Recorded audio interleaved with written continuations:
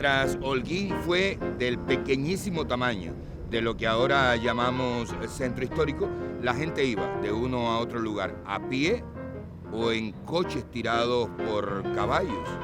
Pero cuando la ciudad creció de sus límites fundacionales, y me estoy refiriendo a los ríos Higüe o Marañón, cuando la ciudad se desbordó de sus límites y creció tremendamente, las distancias fueron muy grandes. Ya no sirvieron ni sirven los caballos y los coches tirados por ellos. Le pongo un ejemplo de los dos puntos de la ciudad más distantes entre sí.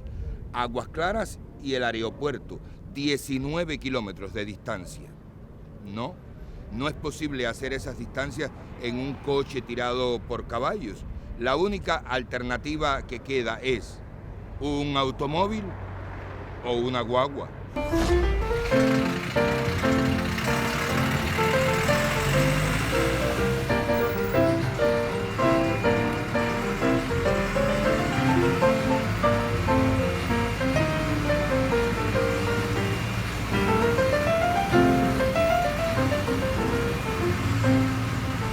En los primeros años de la década de 1930 surge la primera ruta de ómnibus urbanos que tuvo la ciudad de Holguín.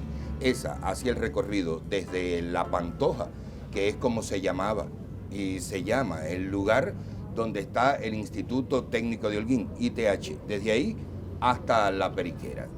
Como el dueño de esas guaguas se llamaba Andrés Moreno, los holguineros se acostumbraron a llamar a esa la Ruta Moreno.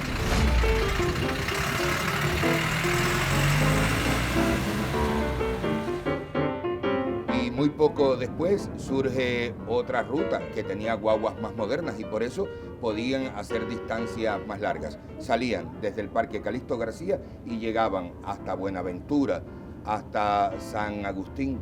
Como el dueño de esas guaguas se llamaba Manuel Toranzo, la gente se acostumbró a decirle a esa la Ruta a Toranzo.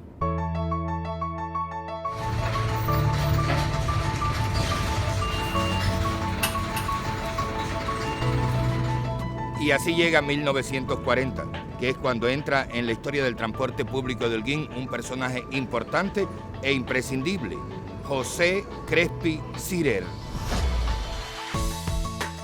Este de la fotografía es Crespi.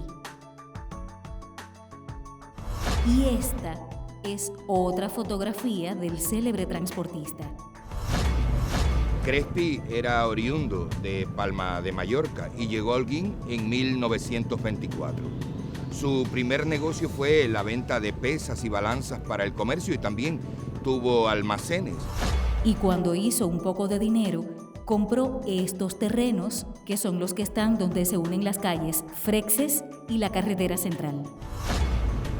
Este edificio, que en la planta baja tiene la quinceañera y que es donde las muchachas de Holguín celebran su cumpleaños. Bueno, pues ahí, en ese lugar, fue donde Crespi tuvo su primera propiedad, en este lugar. Solo que no era ese edificio lo primero que hubo ahí, sino que lo que habían eran unas naves donde Crespi puso unos talleres mecánicos y donde empezó a guardar las guaguas que iba comprando. Ahora, eso sí, taller, guaguas, pero el hombre no vivía ahí, sino acá. Esa era la casa del famoso mallorquín José Crespi Cirer, que tenía casa y talleres al frente, pero muy pronto él compró otro pedazo de terreno en este mismo lugar para construir algo que le era imprescindible si se quería dedicar, como se dedicó, al ramo del transporte. Se lo voy a enseñar.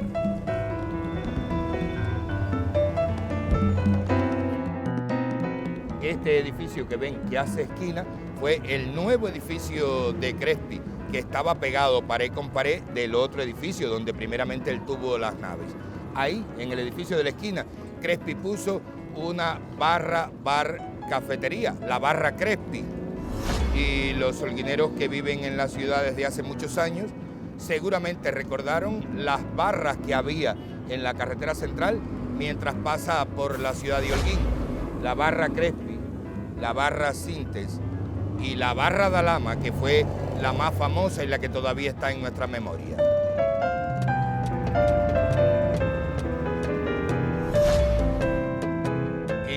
primeros años de 1950 el negocio de Crespi ya había prosperado, por eso sus guaguas, que en un principio solamente hacían el recorrido desde Holguín hasta los barrios del municipio o los municipios cercanos, ahora extendieron su ruta, comenzaron a ir desde Santiago hasta La Habana. Por cierto, la ruta de ómnibus de Crespi de Santiago hasta La Habana se llamaba La Cubana S.A.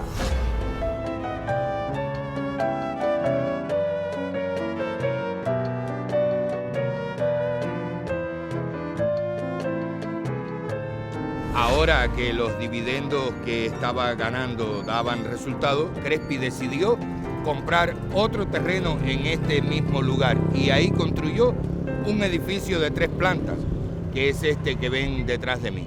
En las 2 plantas superiores hay apartamentos que Crespi pues alquilaba y en la planta de abajo, que es donde está la ferretería La Central, ahí Crespi puso su terminal.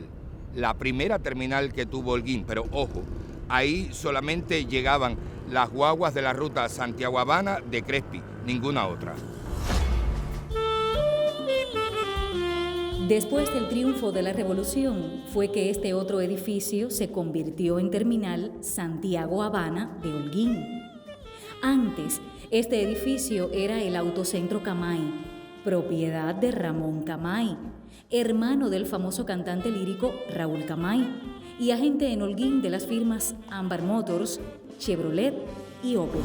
Los automóviles de la marca Ford no los vendía Ramón Camay, los vendía, sí, Crespi.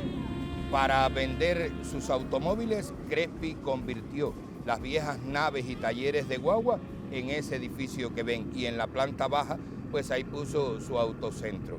Ahí Crespi vendía automóviles de la marca Ford, pero también vendía camiones y camionetas de la misma marca, o sea, de la Ford.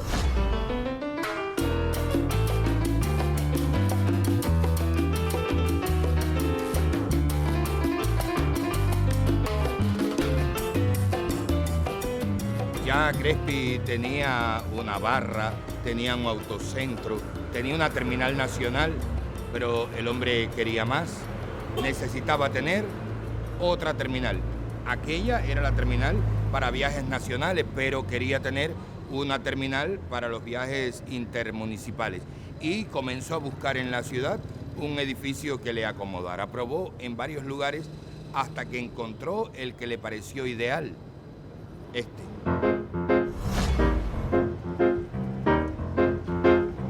El mismo edificio donde posteriormente se construyeron los estudios de la televisión en Holguín. Aquí estuvo la terminal de las guaguas de Crespi que iban a los barrios de Holguín o a los municipios cercanos. La terminal de Crespi aquí tenía forma de calle interior. Las guaguas entraban por la calle Aricochea y salían por la calle de atrás, que es Cables. Antes de ser estudio de televisión, incluso antes de que aquí estuviera la estación de guaguas de Crespi, lo que había en este lugar era un viejo caserón de la familia Fuentes. Ese mismo caserón, por la década de 1920, se convirtió en una escuela. Posteriormente, aquí estuvo la audiencia o tribunal y en 1950, ya se lo he dicho, Crespi compra el lugar y lo transforma en terminal. Posteriormente, la terminal de Crespi se convierte en estudios de la televisión en Holguín. Para ello, mandaron a buscar al arquitecto Luis Felipe Rodríguez Columbier. Lo que hizo Columbier fue, sobre todo, cerrar la entrada de la terminal por la calle Aricochea y construir este, que es el lobby de entrada a la televisión holguinera. De tiempos de la terminal todavía nos queda una hermosa escalera que lleva a la segunda planta, que era donde estaba la cafetería de la terminal.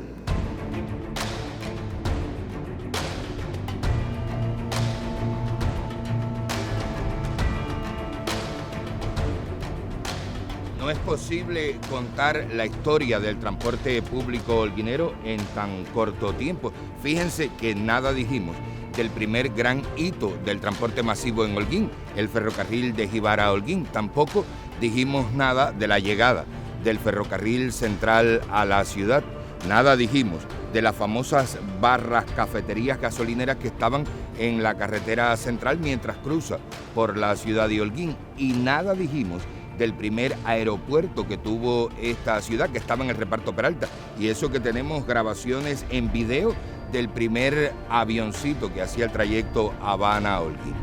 En fin, que estamos endeudados con la audiencia, pero saldaremos esos compromisos en próximas emisiones. Hasta entonces.